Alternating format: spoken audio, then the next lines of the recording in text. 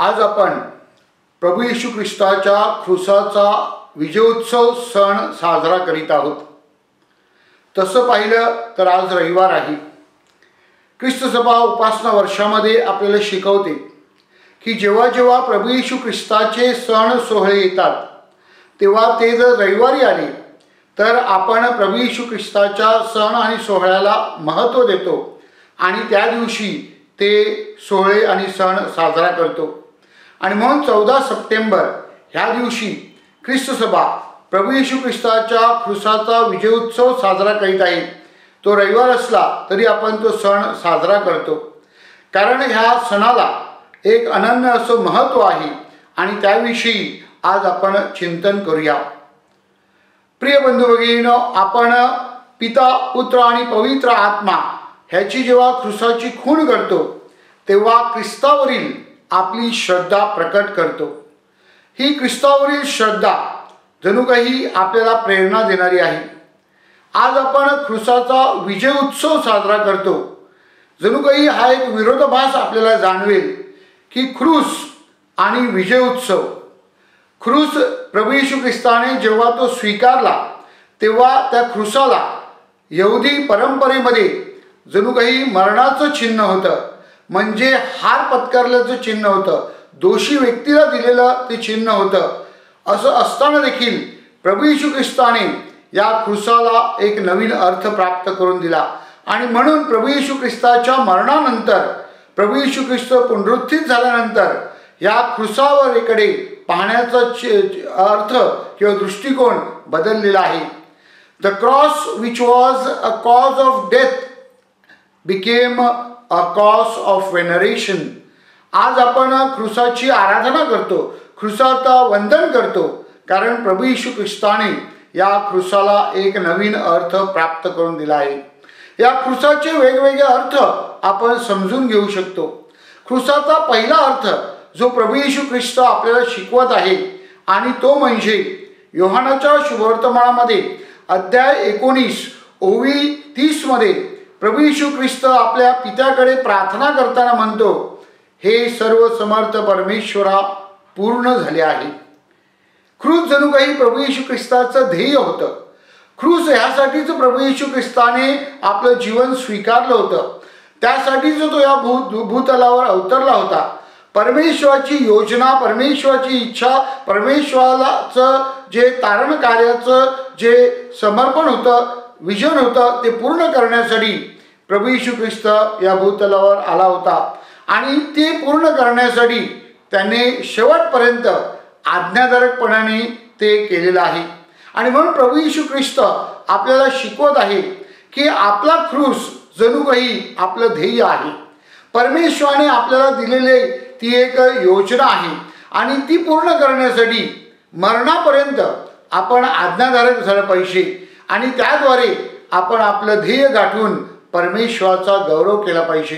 प्रभू येशू ख्रिस्ताने क्रूसाद्वारे, त्यावरील मरणाद्वारे परमेश्वराचा गौरव केलेला आहे, त्याची इच्छा प्रमाण मानलेली आहे।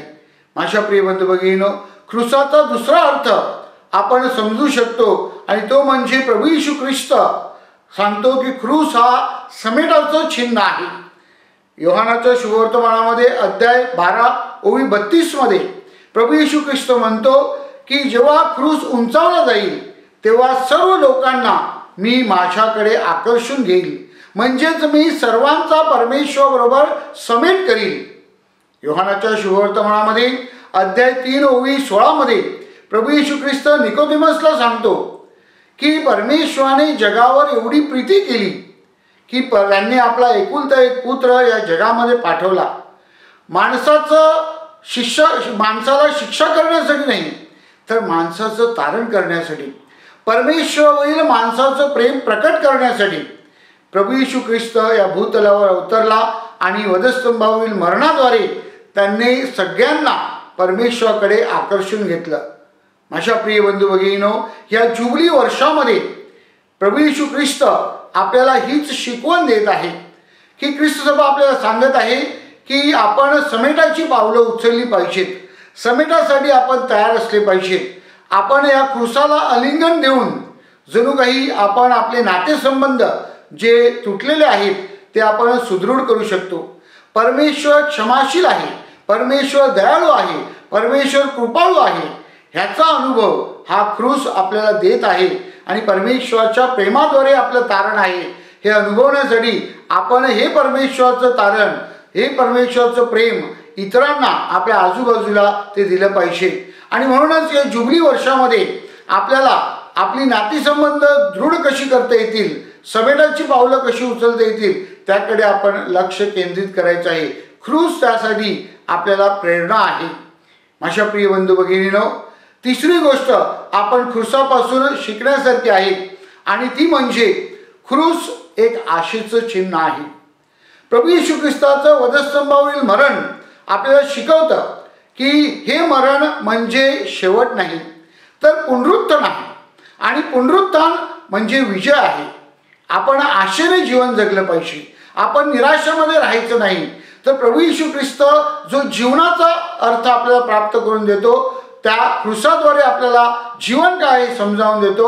तशा प्रकारे आपल्या जीवनातील जे दुःख, वेदना, यातना आहेत, आजार आहेत, त्यामध्ये खचून न जाता प्रभू येशू ख्रिस्त परमेश्वराची योजना समजावून घेऊन ती पूर्ण करण्यासाठी आपण जेव्हा प्रयत्न करतो, आपला वधस्तंभ वाहण्यासाठी आपण धैर्याने पुढे येतो, तेव्हा निश्चितच आपण परमेश्वराचा गौरव करतो आणि त्याद्वारे ख्रूस आपल्यासाठी तारणाचं चिन्ह बनते, ख्रूस आपल्यासाठी आशेचं चिन्ह बनते.